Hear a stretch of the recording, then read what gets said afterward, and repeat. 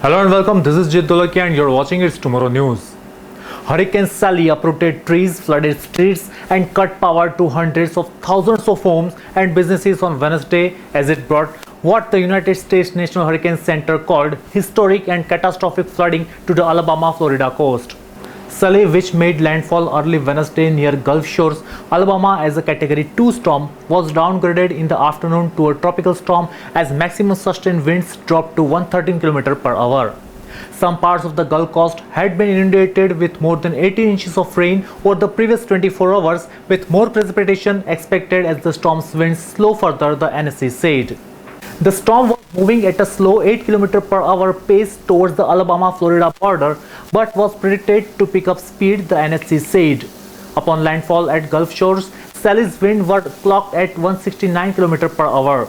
Along the coast, piers were ripped away by the storm surge and winds.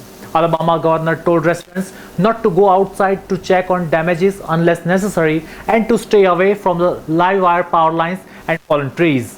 In Pensacola, where wind gusts were clocked at 124 km per hour at one point, images on social media showed major flood. One witness reported hailstorms in the city as well as the NSC warned of possible tornadoes.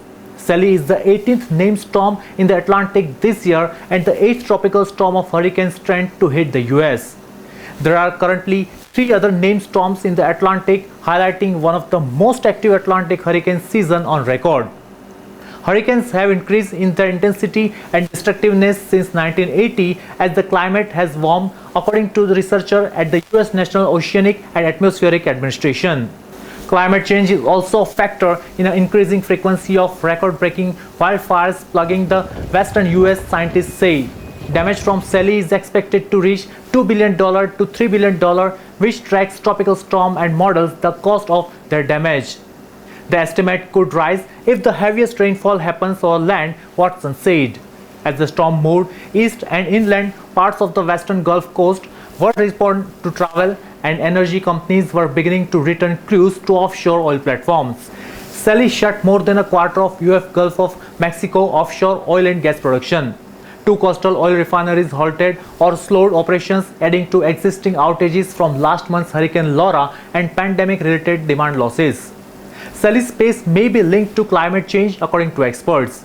A 2018 study in Nature magazine found that the speed at which hurricanes and tropical storms move over an area had decreased by 10% between 1949 and 2016, a drop that was linked to an increase in total rainfall. In addition to Sally, there are 4 other tropical cyclones, Paulette, Rini, Teddy and Vicky, swirling in the Atlantic Ocean basin. That's all for now. For more news updates, stay tuned with us. It's Tomorrow News, Jeet Dholakia. For more weather updates like this, do like, share and subscribe to our channel.